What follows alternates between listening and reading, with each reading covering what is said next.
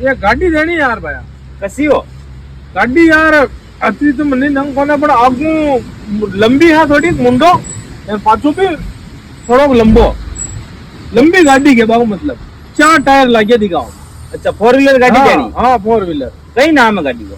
गाड़ी को नाम तो यार डीजल बना हो मैं डीजल वो कह रही हूँ डीजल वाली गाड़ी। अरे पर नरी डीजल की गाड़ियां में जो गाड़ी है कसी यार देखा मैं फोन लगान पूछू यार। देखा फोन लगान पूछो गाड़ी तो आपने छई दी। हेलो अरे भैया वहाँ अपना गाड़ी किसी ना यार गाड़ी को तो मैंने नाम याद करना पण आगू पाछो सेम है। अरे आगू पाछो तो सेम है पर नाम तो यही है वहाँ को। अरे वो में डीजल डला यार साहब। अरे डीजल तो डल्ला मामा पर लगड़ा फोड़िका का वहाँ नाम तो यही है भाई कि डीजल वाली गाड़ी तो चार टायर है।